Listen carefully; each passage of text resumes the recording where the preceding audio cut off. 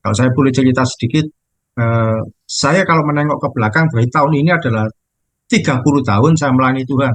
Karena saya hitung dari SMP. SMP ketika saya kelas 1, kalau saya SMP di SMP 12 Surabaya di Ngagel itu, ketika bulan Juli masuk pertama siswa baru waktu itu, minggu pertama masih belum banyak kegiatan. Minggu kedua di bulan Juli ada persekutuan doa yang untuk pertama kalinya diadakan bagi siswa saat itu, bagi siswa baru. Dan saat itu saya mengawali dengan kesaksian. Ketika teman-teman yang lain kelas 1 malu untuk bersaksi, malu untuk kesaksian, dan saya berani untuk kesaksian di hadapan teman-teman juga kakak kelas saya yang lain, kelas 2, kelas 3. Kesaksian yaitu acara yang biasanya kalau di persekutuan doa atau ibadah-ibadah ketika diberikan kesempatan, kita semua mesti, banyak orang mesti sering melewatkan. Tapi saya mengawali pelayanan saya dengan kesaksian. Akhirnya sejak setiap minggu, setiap Sabtu sore ketika ada persekutuan doa, saya mengisi dengan kesaksian. Sampai satu kali ada satu peristiwa yang tidak pernah saya lupakan. Saya ceritakan secara singkat. Tahun 98, saya sudah kelas 3 SMP. Mestinya persekutuan doa kami di SMP 12 itu tidak diperbolehkan. Kepala sekolah khawatir. Saat itu kalau kita ingat ada peristiwa dukun santet di Banyuwangi. Ya, ada peristiwa isu tentang dukun santet. Antara benar dukun santet atau memang saat itu ada orang-orang yang memakai, ada istilah ninja. Jadi ada banyak situasi yang tidak menentu saat itu. Ada banyak pembunuhan dan sebagainya yang dimulai di peristiwanya di Banyuwangi sampai menyebar di seluruh Jawa Timur, sehingga di Surabaya pun juga demikian. Ketakutan kalau orang jangan sampai keluar malam.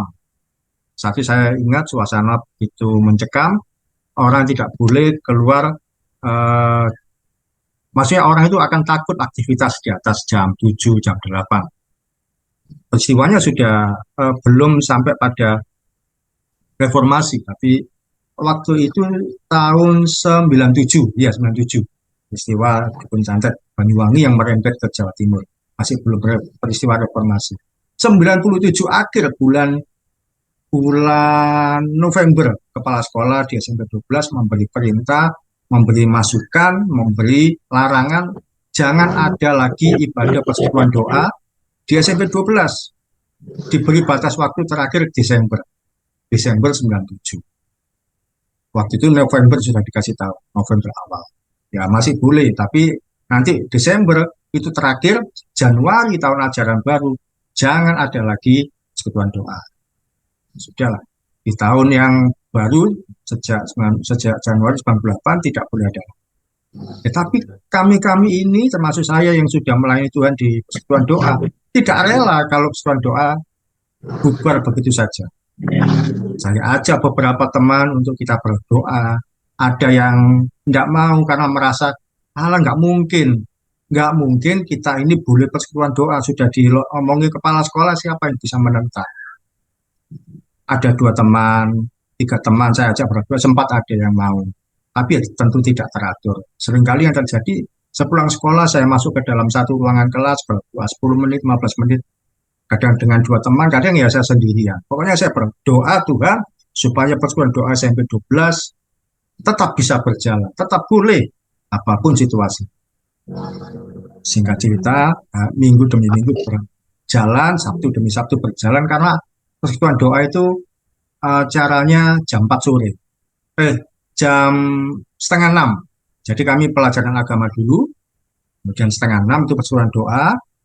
Kebetulan saya sudah kelas 3, jadi yang mulai mengkoordinasi. Setengah 6, setengah 7 selesai. Setengah 7 selesai, biasanya anak-anak pulang dijemput itu paling maksimal jam 7. Karena itu menjadi dikhawatirkan kalau terjadi sesuatu. Saya berdoa, sampai akhirnya Desember. Harapan ini sepertinya patah. Karena apa?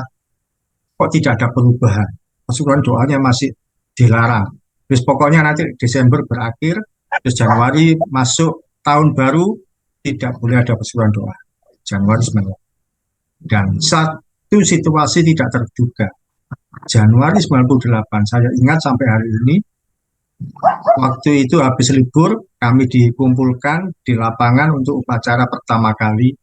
Dan ketika kami upacara, wakil kepala sekolah maju memberikan setelah sambutan, setelah amanat pembina upacara, dia menyampaikan pengumuman bahwa mulai tahun itu, tahun baru 98, kepala sekolah diganti, dimutasi ke SMP 1 Surabaya di Jalan Pacar, diganti kepala sekolah baru yang sebelumnya menjabat dari SMP 8 menjabat di SMP 12. Semua murid mungkin yang menerima kabar itu dengan biasa, tapi saya menerima kabar itu dengan sukacita. Mengapa? Tuhan sudah menggeser kepala sekolah ini yang melarang persekutuan doa diganti dengan orang lain. Saya bersuka cita, ternyata ini jawaban doa saya, ini ternyata Tuhan menjawab dengan cara seperti ini.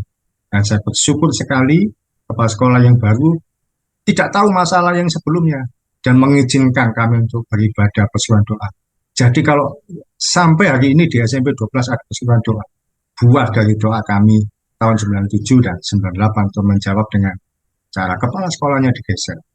Beberapa bulan kemudian kita tahu ada peristiwa Pak Harto lengser dari jabatannya. Secara guyonan saya berkata ke teman-teman, sebelum Pak Harto lengser kita sudah melengserkan kepala sekolah. Kepala sekolahnya dipindah ke SMP 1. Puji Tuhan, persekutuan doanya saat itu akhirnya bisa berjalan dengan baik sampai hari ini. Jadi kalau nggak salah hari ini, saat ini diadakan siang oleh guru yang baru. Ya, peristiwa seperti itu, pengalaman iman seperti itulah yang membuat kita bertahan. Saya pun bertahan sampai hari ini karena ada peristiwa bahwa Tuhan menjawab doa, Tuhan menyertai, Tuhan menolong di tengah situasi yang tidak mungkin. Apalagi waktu itu ya saya masih sangat muda sekali, masih umur belasan tahun. Pokoknya yang kedua yang kita pelajari, ya ini adalah foto ketika saya di SMP 12, karena masa-masa itu tidak ada foto ya, saya tampilkan foto yang belakangan.